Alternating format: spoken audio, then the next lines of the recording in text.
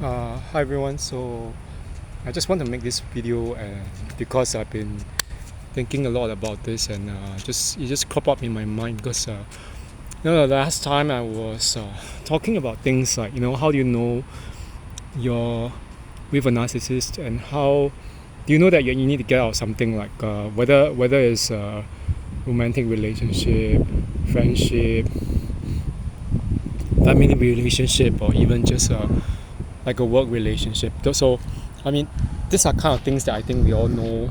We we pay a lot of attention to, and I think that a lot of videos tend to actually cover that online.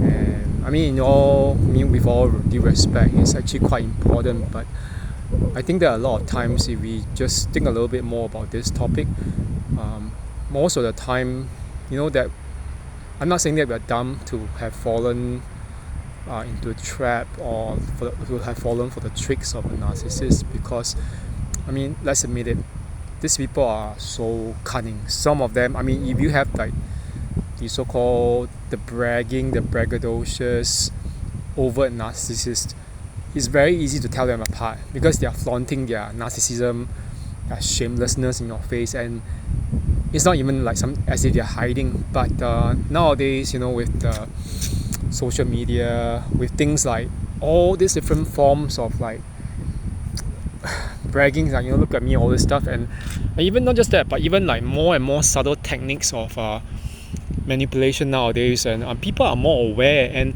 as people become more aware of manipulation, toxic behavior, the really cunning and covert narcissists, those who know how to hide, will become more subtle and more discreet about the behavior. So, and not very often, I'll say that I didn't realize that myself, but by the time we actually end up like realizing, oh, we are in this particular situation or relationship, or this setup with a narcissist, or especially a covert or even malignant. Okay, malignant meaning the very wicked narcissist, the kind of very wicked and dangerous variety.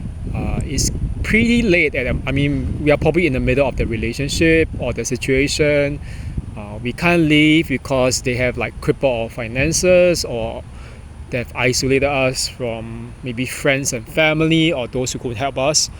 And yeah, I mean, I know this for myself because this is really, really something I think all of us need to learn how to do, and that is to undo the damage that's done by a narcissist. Okay, so I'm going to talk a little bit more about this because I'm not really very organized, because I'm actually just thinking all ideas that come to my head. And undoing the damage is I mean, there's physical damage for those who have been like physically and I mean, not just physically, sexually, like SA, like I don't know I don't want to use the word that will get me blocked or whatever. It's just like you don't want to get physically attacked, yeah, or hurt by them. I mean, if it's just that, of course that would be something you can just handle by going to the doctor and everything. But most of the time, the damage done is actually on a very much deeper level. There are things like the financial abuse. Financial abuse is when they actually do things to your finances to weaken you, such that you can't really be financially independent. So I think that for once I can vouch for this myself, because when I remember when I was actually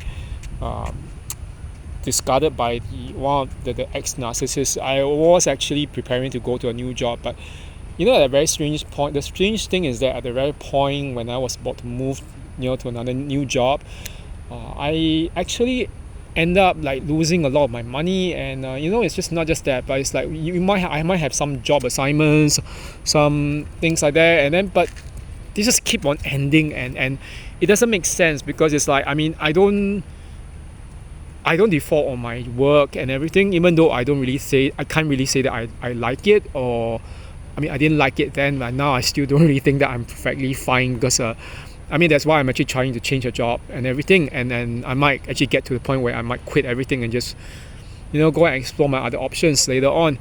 But that's another different issue altogether. But the thing was that back then, when I was discarded, I virtually lost most of my job assignments. So like not making enough to actually even survive was one thing, okay? And beyond not making enough to survive, there was the other issue that I couldn't just keep on doing part-time all the time, so I had quitted MN, but at that very point in time I lost all my savings, so it's really, really traumatizing. I know that there's this saying online that that broken heart and empty wallet and a hungry stomach can teach you the best lessons in life. I think that is true to a certain extent, but even the truth of the statement aside, it's very traumatizing, losing all your savings which you used to have. Now, I mean, I'm not supposed to say anything about how much I have in my bank account. I took like years and years to rebuild everything, and very thankfully, I think I have actually, a lot more than you used to have.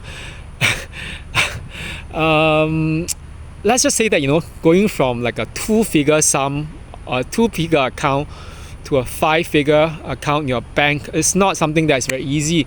It's still not an awful lot. To aim for 6-figure, whatever. But but the thing is, people should be, when I was talking to the psychologists and even counselors about this, they said, how do you even manage to save that much money? I said, I didn't do anything. I just didn't go out. I didn't spend anything. That was the whole thing. And okay, but the thing is this: we're talking about how to undo the damage. So the real thing is this. I'm just being very, very practical, because people will be wondering, that there'll be people who will say that I can't leave the narcissist, I can't leave this, but on the very, very basic level, the one thing that everyone must do when they want to undo the damage by a narcissist, this is the number one thing, and I don't think there's any option, because if you don't do that, you're very likely to be in a situation where you are going to keep on losing everything you have. So that first thing that you must do is to actually start implementing no contact. Okay, no contact can be in different forms.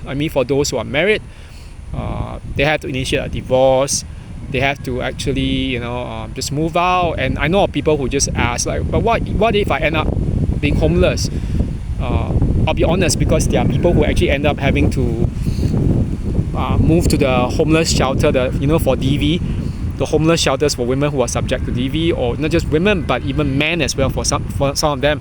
And they were saying that, but we don't make enough to actually end up like, renting our own hotel or hostel or our own apartment in the meantime. So, but that's the main thing you have to do. So you have to really stay no contact, and no contact is really no contact. You can't even keep their phone numbers, their emails. You can't link yourself to them on social media, because if they actually end up following you on social, even if they get their friends to follow you, you can't really keep their friends or their acquaintances. It's so ridiculous. I had this whole thing about one particular narcissist that was in my life, and I can't.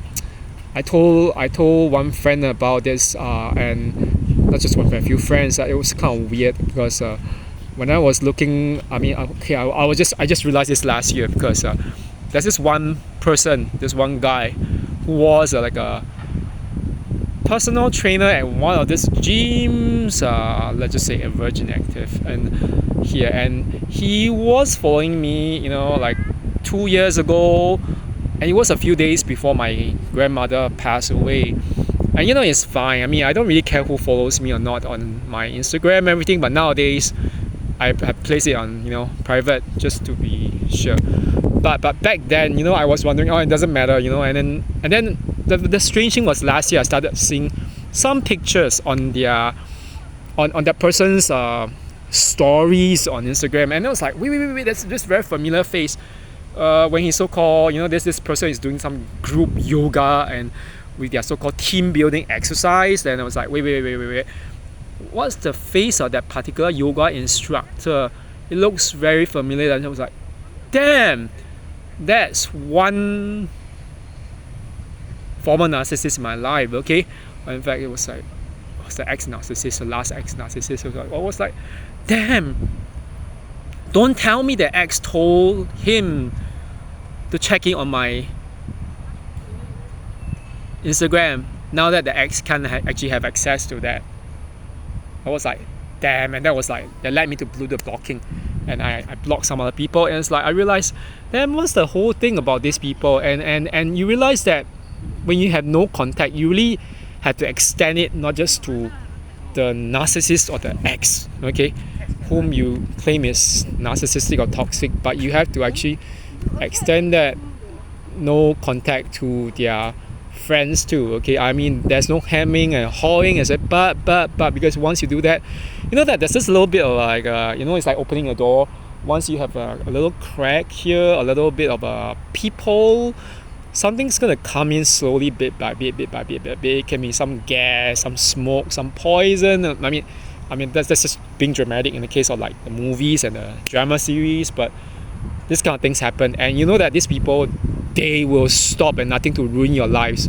Okay, trust me, they are really, really wicked and evil. They are not even human sometimes. Actually, I don't believe most of them are humans. They're probably infested by demons and everything. So, yeah. So, but the first thing we have to do is no contact. Okay.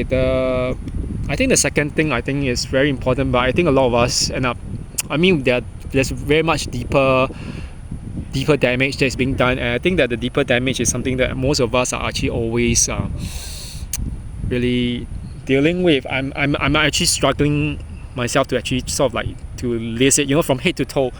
That the thing is with the book The Body Keeps a Score by Bessel van der Kolk, there's this idea that the body is actually a form of it's a repository of memories, our memories inside our brain, inside our basically our neurology is actually that particular repository. So, and yeah, there's psychosomatic memory as well. So there's certain things that keep on repeating once we have that trauma, once we acquire or accumulate the trauma from that particular episode, or from those events, or even from those periods in our life.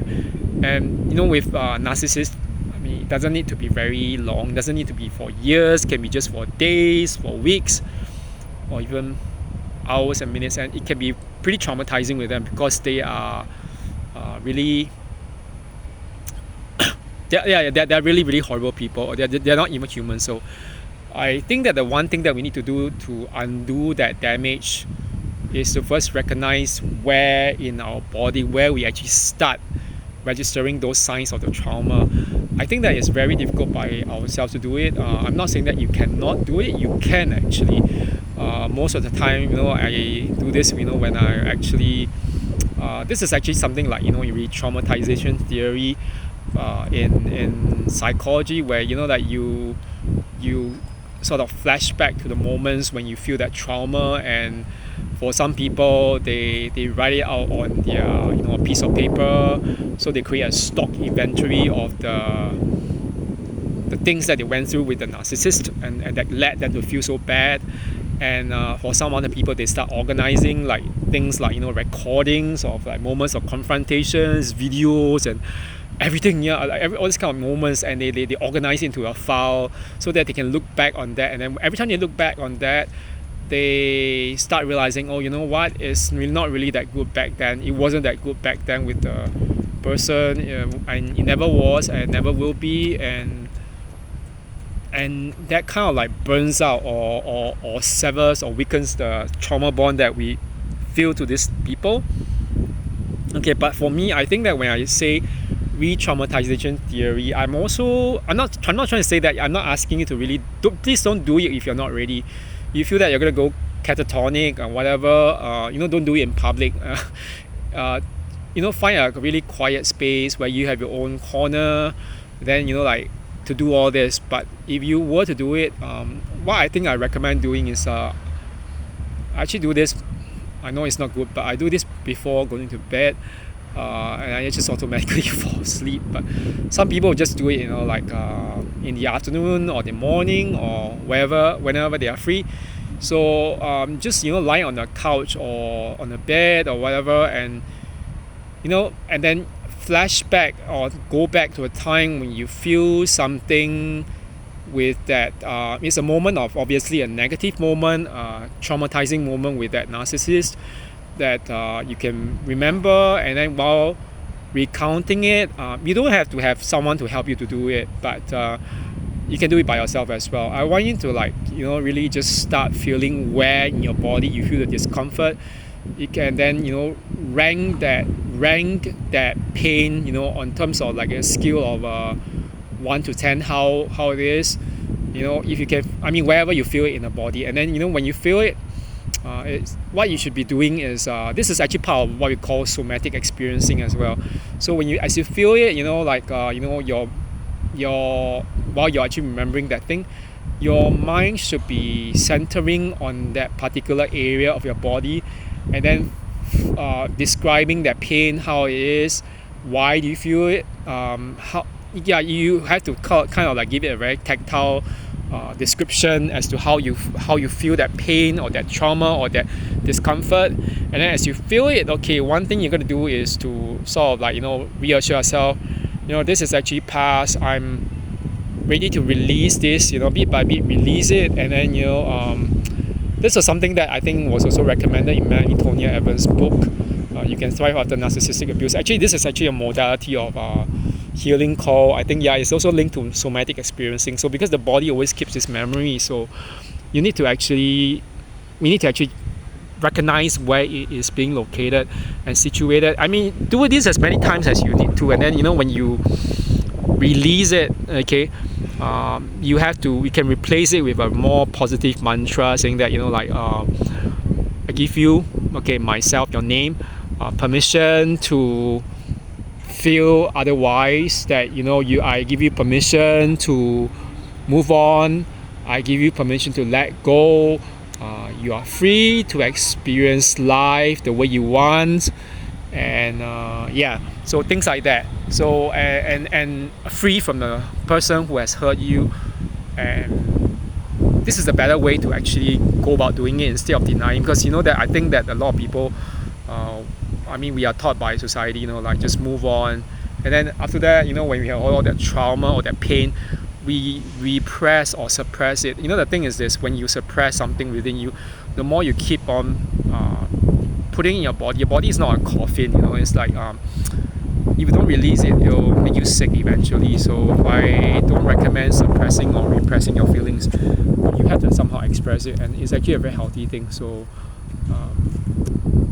what is unhealthy is actually repressing it, and of course, you're not going to take it out on anyone, and I don't recommend taking it out on anyone unless you want to do this, the vicarious fantasy where you write it out and say, write out all your so-called fantasies of what you wish would happen to the person or the narcissist who has hurt you. But again, it's not really very good, because for a short moment it might give you some relief, but I think the more you do that, you're kind of indulging some fantasy which is very unlikely to happen immediately, and I don't really recommend that. So I would still recommend the method of somatic experiencing that I've talked about just now, and releasing it from there, okay, locating where in your body you feel that pain or that trauma or that discomfort. Okay, the thing is this: there are many other things that I think that these are the two things that I've talked about so far, which is no contact, almost minimum contact, okay, followed by basically somatic experiencing and learning how your body stores all that trauma and how to release it.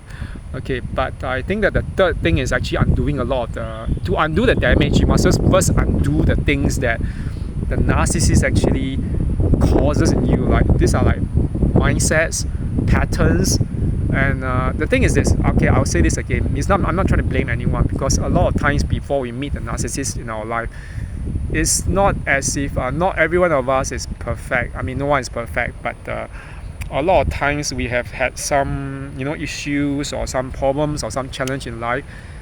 And the thing is this: these people are really, really discreet, very covert, and very, very astute at sussing out things like our own wounds. It's like the shark, when the shark sees blood from something, it will just like swim directly to the person and then attack the person. Or even like lions, when they see you like raw meat, you have some raw meat there holding some burger, of course they will attack you, whatever. But This is just like a narcissist. They see whatever we have, and it could be something good, or it could be a moment of weakness, whatever, and they'll just attack us. And I actually talked about this with my psychologist before, and she actually said, is this like a common repeated pattern that I think you feel that you have had to deal with? And I said, yes, I felt that at that point, like I still kind of struggle, because I'm actually in the process of like doing things like changing job, working in different industry, going back to school, finding sources of funding, and these kind of things worry me a lot. And when I'm worried, that's when I'm actually getting things like I was talking about having some food aversion. I'm still on medication, and hopefully I can get back to eating normally bit by bit, with my appetite recovering. And also honestly I have not weighed myself. I don't look like I lost an awful lot, but because I'm actually forcing myself to eat later when I'm actually hungry again. But when I'm not hungry, I just don't eat, and then it's not very good for my digestion. I have kind of issues with that. I have had issues with digestion for a long time. That was one thing that I resolved it during the period from 2001 to 2002, and even into 2003, when I was like preparing for the competition. I guess that it's good to have someone to help you who is a registered nutritionist or nutrition coach, as well as a personal trainer. That was my friend Rob, so I'll probably get him to help, even if it means paying him a little bit. But that said, the thing is this, that we all have our own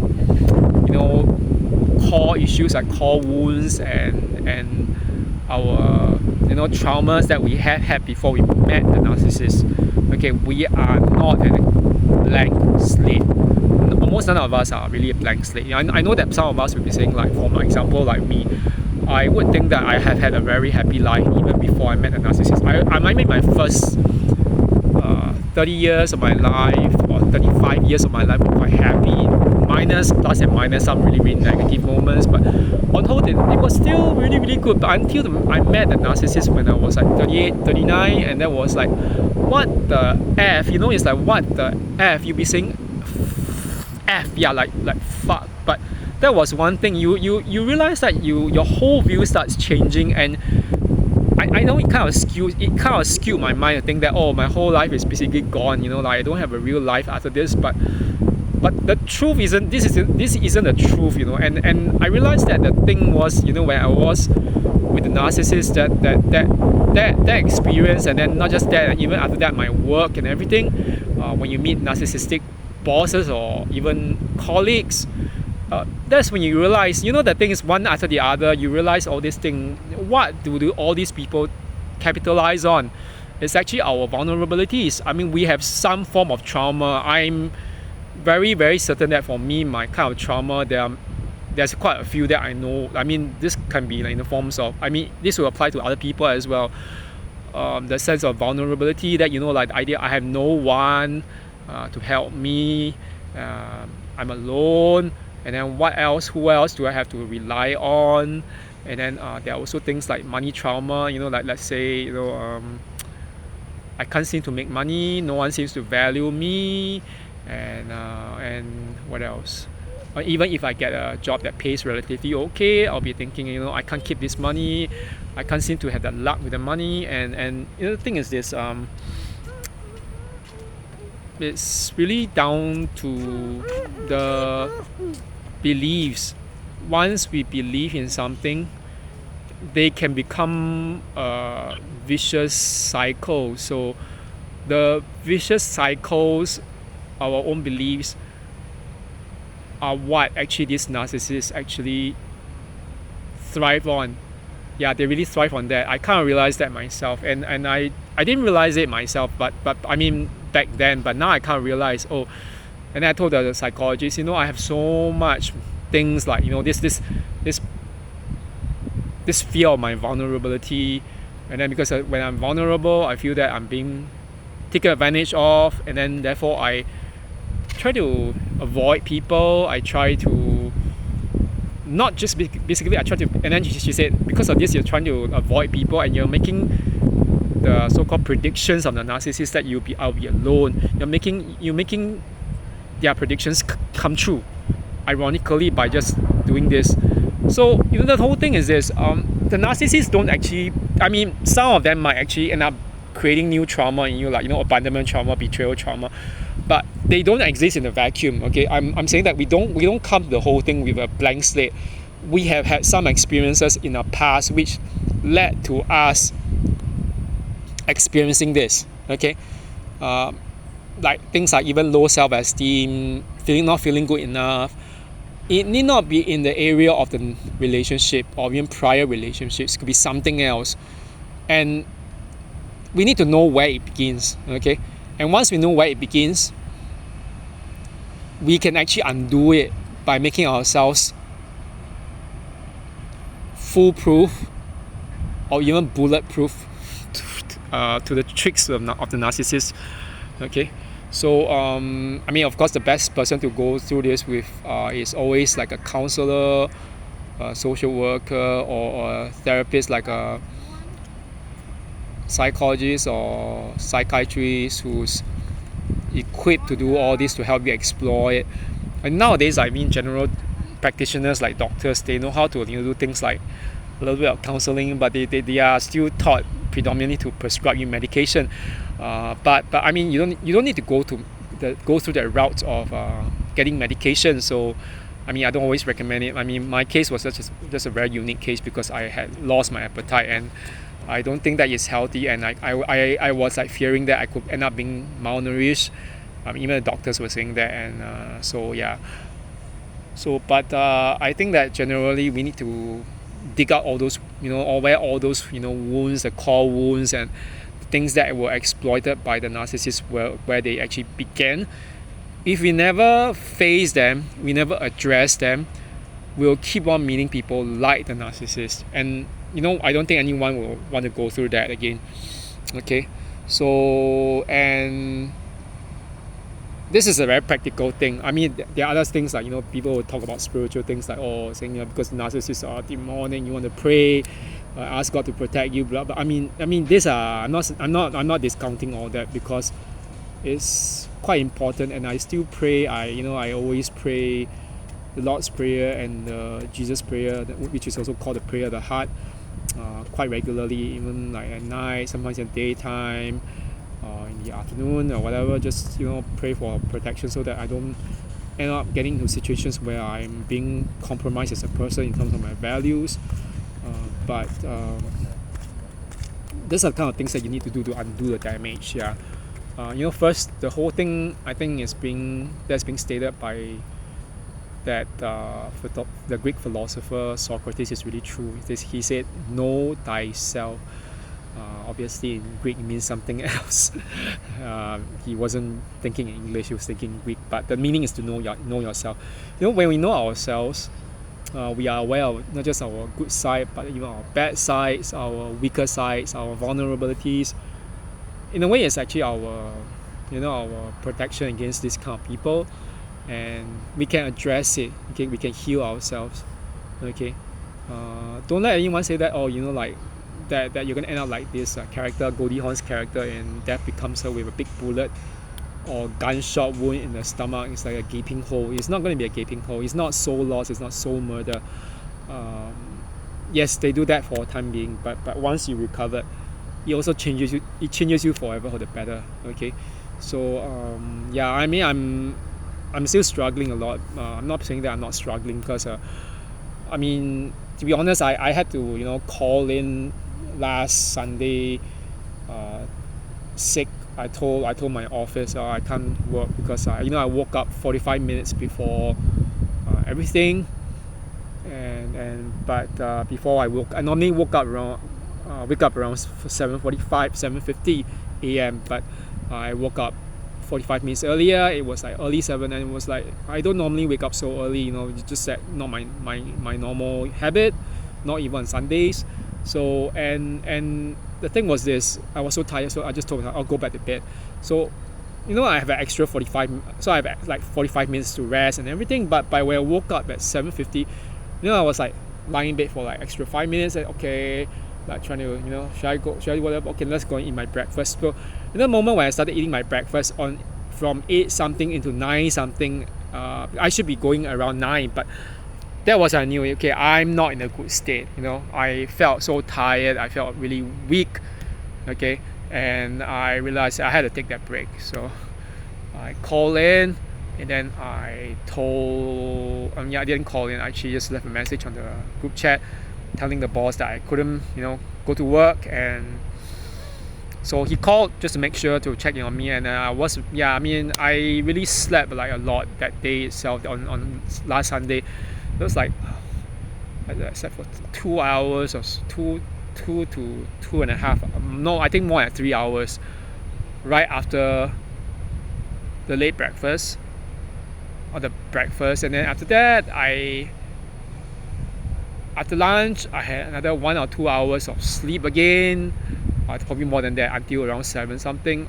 So you see, you get that whole sense of it. It's like I'm perpetually just, my body's going through this kind of withdrawal where I end up like, I just feel tired. And my mom was very concerned because she just said, "Oh, why are you so sleepy over this thing? Do you try asking a doctor?" No, I said, you know what? It's very common. When you are depressed or you're anxious, your body will panic and you start feeling sleepy.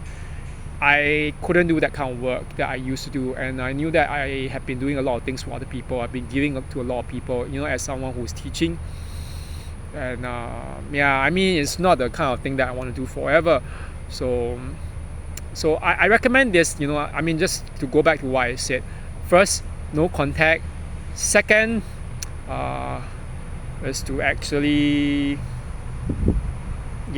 we have to find out the flaws or whatever that the narcissists actually have exploited, and so I'm not sure whether it's the third one, but second one. But okay, I'm getting a little bit ahead of myself. I'm just like really lost, but I'm very tired. So, but either way, I hope everyone has a good weekend. So, I'm just going to go and do my stuff. I think I need to. It's very rare that I get a chance to do this. So the first, just refresh my mind. The first one is no contact. Second is somatic, experiencing where in your body the trauma is located and then releasing it. The third point is to establish the core wounds, emotional core wounds that the narcissist has actually exploited in the past, or the core wounds which existed prior to you meeting the narcissist, so that you can actually address them, heal them, and then make yourself foolproof against manipulation. So this is not going to take, like, you can't be resolved this immediately. All these kind of things, they'll take a long time. But but I think that right now, I think I'm very confident to at least say that, if I were to